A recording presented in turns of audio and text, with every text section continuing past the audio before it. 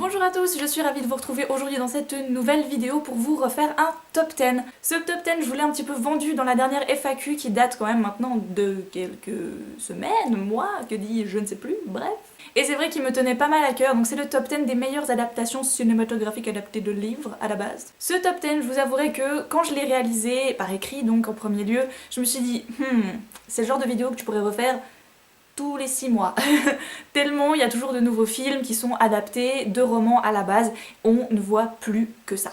Et ouais. Mais malgré ça, je me suis dit non, un top 10 vraiment pour l'instant, de ce que moi, de ce qui existe déjà, je trouve est le meilleur, je dois le faire et c'est ce que j'avais envie de faire aujourd'hui. Donc c'est parti, je commence avec la 10e place. Ça veut pas dire que c'est des mauvais films ou des mauvais livres, c'est juste que je suis obligée de donner un ordre vu que c'est un top 10. Donc voilà.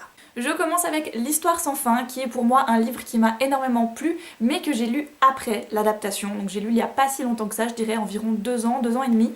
L'adaptation cinématographique, je pense que beaucoup de monde la connaît, moi je l'ai vue quand j'étais plus jeune. Je suis tombée amoureuse d'Atreyu parce que c'était mon super-héros de l'époque, je l'adorais. Et c'est vrai que pour moi cette adaptation, elle vaut quelque chose, elle est quand même très très importante à mes yeux. Pourquoi je la mets uniquement à la 10e place? Simplement parce que pour moi, dans le livre comme dans le film, il y a une deuxième partie qui est beaucoup moins bien. J'ai très peu aimé le personnage de Bastien dans la deuxième partie du livre et dans la deuxième partie du film. Donc c'est pour ça que pour moi ça tombe à la 10e place, mais c'est quand même une bonne place vu que c'est dans le top 10.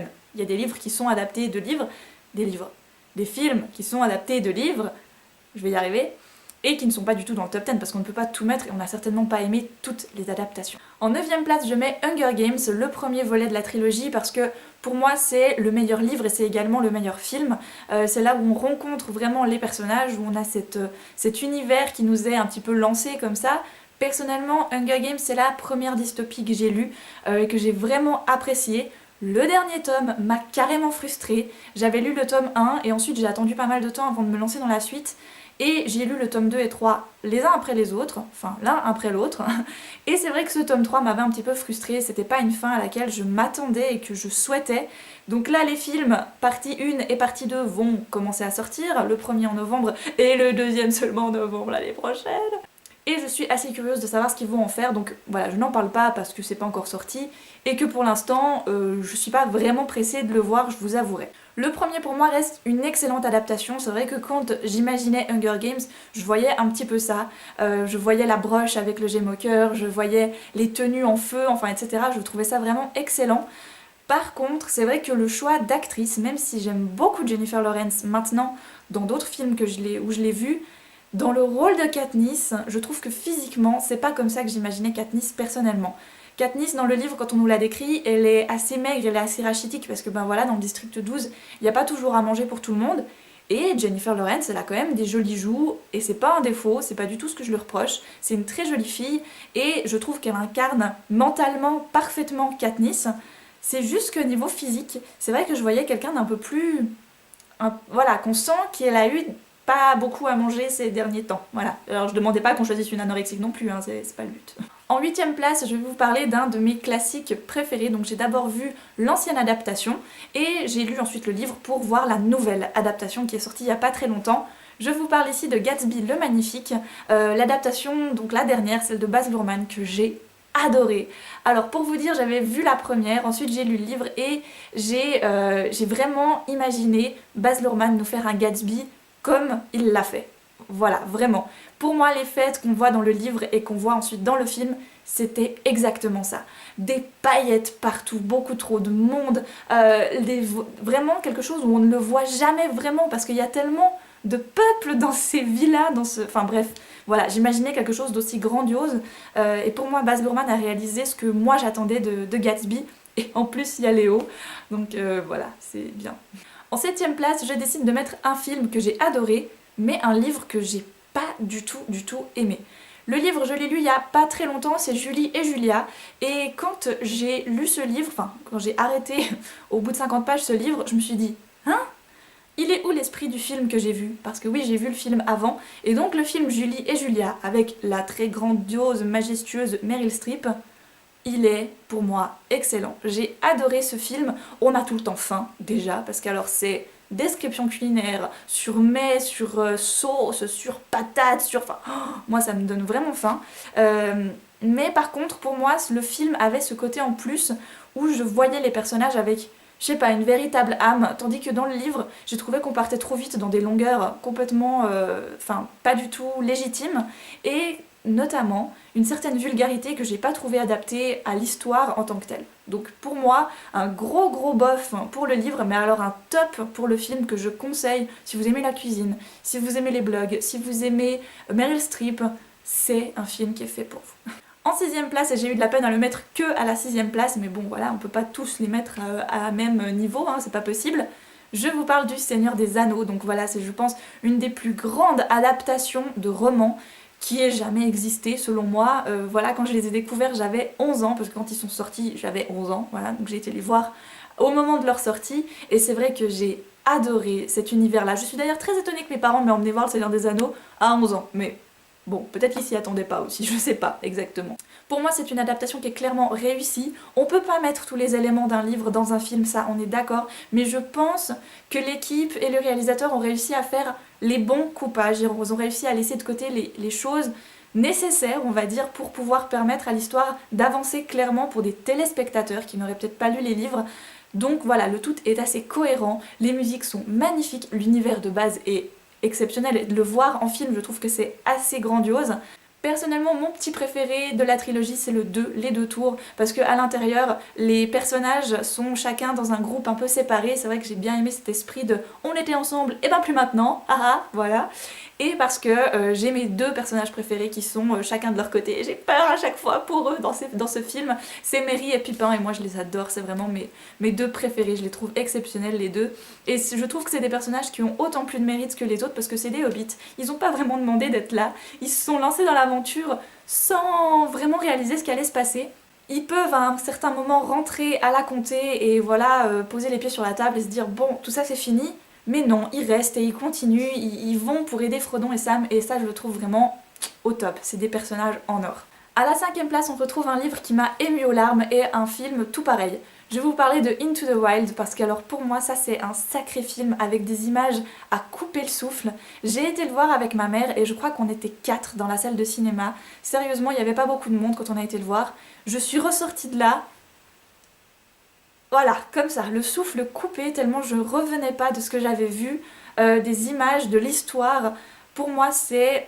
voilà, livre et film au même niveau. C'est assez rare que je dise ça, mais pour moi c'est vraiment une histoire qui est belle dans les deux sens. Dans un livre ou dans un film, je trouve qu'elle a vraiment quelque chose. Depuis que j'ai vu ce film, bien sûr, je rêve d'aller en Alaska, de pas finir de la même manière, j'aimerais bien. Mais vraiment, quand je le vois et qu'il est face aux montagnes, les bras étendus comme ça, et qu'il y a la musique, mais j'ai les larmes qui coulent toute seule. D'ailleurs, j'ai très envie de le revoir parce que là, ça fait très longtemps. Et ouais, c'est vraiment un film auquel je m'attendais pas qu'il allait me faire cet effet-là. Et ben ça l'a fait. En 4ème place, et celle-ci je vous l'ai vendue dans la FAQ justement, je vais vous parler de Mathilda, qui pour moi reste un de mes meilleurs films d'enfance. Je l'ai malheureusement pas en DVD, mais c'est vrai que c'est un de mes prochains achats DVD je pense, parce que chaque année il repasse à la télévision, mais chaque année je me fais une joie de le revoir. Cette petite fille, elle me vend du rêve, cette histoire, elle m'a fait rêver plus d'une fois, et je trouve que Roald Dahl a écrit quelque chose de fantastique dans chacun de ses livres. Mais Mathilda, pour moi, il y a ce côté en plus qui est tout à fait plausible. Et je sais pas, j'ai vraiment trouvé que cette histoire, elle était adorable. Et c'est une des meilleures adaptations que j'ai pu voir jusqu'à maintenant d'un roman de Roald Dahl. On arrive maintenant sur le top 3, donc attention, ouvrez grand vos yeux. Pour la 3ème place, j'ai décidé de mettre Nos étoiles contraires, parce que pour moi, c'est vraiment un film, je m'y attendais et j'ai eu ce que je voulais voir, j'ai lu ce que je voulais lire. Et que ce soit le film ou le livre, eh bien j'ai été ravie, vraiment ravie. C'est merveilleux, pour moi les acteurs sont au top. L'histoire est vraiment découpée de la même manière que dans le livre. Des fois c'est rarement le cas, on a des événements qui se passent avant, d'autres après, d'autres se passent mais ne sont pas vraiment dans ces endroits-là dans le livre que dans le film. Enfin, il y a des choses qui changent forcément. Et là, pour la première fois, je voyais vraiment une adaptation la plus fidèle possible, où vraiment tout était pareil, comme je le voyais dans ma tête, vraiment. Et du coup, oui, je pense que cette adaptation vaut vraiment la peine, et que voilà, je peux pas en dire autant de toutes. elles ont chacune des fois leurs petits défauts, etc. Bah Nos étoiles contraires, je trouve qu'elle a vraiment... Voilà. Alors du coup, pourquoi je l'ai pas mise en top numéro 1 ? Bah parce que forcément, avant, il y en a deux autres qui sont pour moi... Voilà, c'est pas possible, je pouvais pas les mettre plus bas, non. En deuxième place, on retrouve la saga Harry Potter dans son intégralité, quasiment. J'ai pratiquement aimé tous les films. Alors, j'ai plus qu'aimé tous les livres. Vraiment, chacun d'eux m'a apporté quelque chose. Les films, il y en a quand même certains que je préfère à d'autres. Voilà, mon préféré de toute la série, que ce soit en livre ou en film, c'est Le Prisonnier d'Azkaban. Parce que pour moi, c'est... Voilà, je sais pas, c'est vraiment celui que j'ai préféré. Il y a Sirius Black, etc. Donc c'est vraiment celui qui m'a le plus marqué. Par contre, celui que j'ai le moins aimé en film, c'est La Coupe de Feu. Je sais pas ce qui s'est passé avec ce volet-là. Pourtant, je l'ai beaucoup aimé en livre. Mais le film, pour moi, il a vraiment pas pris. Dommage, je continue à le regarder. Je veux dire, quand je me fais des marathons Harry Potter, c'est obligé. Je vais pas passer du 3 au 5. Mais c'est vrai que le 4, si je devais faire un top des Harry Potter, c'est celui qui arrivera en dernière place. Tous les autres pour moi sont magiques, c'était vraiment quelque chose que j'ai aimé découvrir quand j'étais plus jeune. J'ai tous été les voir au cinéma. Ça c'est quelque chose dont je suis très fière parce que je me dis waouh, il n'y a pas tout le monde qui a eu la chance d'aller les voir au cinéma. Aujourd'hui on a des enfants qui continuent à lire Harry Potter, qui ne les verront jamais au cinéma, ils les verront en DVD chez eux et c'est pas plus mal, mais nous on avait cette attente, un peu ce... Voilà, je dis pas que c'est privilégié, mais quand même un petit peu, je trouve que c'était la génération, voilà, c'était 10 ans de ta vie où t'as vu, vécu, lu Harry Potter, et c'est quand même quelque chose pour moi. Alors du coup, si Harry Potter n'est pas en première place, qu'est-ce que ça pourrait être ? En première place, je vais vous parler d'un classique. Oui, oui, oui, madame, d'un classique. J'ai adoré la pièce Roméo et Juliette, et quand même, ils en ont fait des adaptations, des romans, des théâtres, Enfin bref, on en a vu et revu du Roméo et Juliette. Pour moi, il y a une adaptation qui est au-dessus de toutes, et probablement qu'elle plaît pas à tout le monde, et franchement je m'en fiche complètement, c'est celle de Baz Luhrmann. Ce film, en fait, je voulais le voir quand j'étais très petite, c'était à l'époque où Leonardo avait fait Titanic, et j'avais une de mes grandes cousines qui avait un poster de Roméo et Juliette dans sa chambre, et je bavais devant ce poster à me dire « Ah, j'ai trop envie de voir ce film !» Mes parents, pas bêtes, non, c'est pas de ton âge. Donc bon, bref, j'ai relégué cette information très très loin dans mon cerveau quelque part, et en fait, ce souvenir de ce film m'est apparu il y a très peu de temps finalement, il y a peut-être 5-6 ans, pas avant. Pourtant avant j'aurais quand même eu l'âge de le voir, mais non, c'est revenu qu'à ce moment-là. Et je l'ai vu en DVD, je me suis dit « Ah, c'est celui-là, c'est ce film-là que je rêve de voir depuis tant d'années et que je n'ai jamais pu parce que bah voilà, j'avais pas l'âge ou que sais-je. » Je l'ai acheté, je l'ai regardé, je l'ai re-regardé encore en boucle, tellement je l'aime. Il est très particulier, je peux comprendre que les gens ne l'aiment peut-être pas. Pour moi, c'est une des meilleures adaptations. Pourquoi ? Parce qu'on est dans un contexte très actuel. Vraiment, on a ces familles un peu multimillionnaires qui se font la guéguerre, etc. Ils ont pas d'épée, ils ont des flingues, ils sont pas en collant, ils ont des chemises hawaïennes. Et franchement, je trouve que ça donne tellement bien avec les répliques de base. On a des répliques en vers dans un contexte très très actuel, et moi je trouve que le mariage entre les deux est fabuleux. Voilà, j'adore. Déjà, je suis une grande fan de Leonardo DiCaprio, alors le voir en Roméo, c'est que du bonheur, et je trouve que cette adaptation-là, niveau musique, choix des acteurs, les personnages comme ils les ont réalisés et tout, oui, ah oui, 100% oui, j'adore cette adaptation. Pour moi, c'est une des meilleures que j'ai pu voir. Voilà pour ce top 10 des adaptations cinématographiques, j'espère que ça vous aura plu.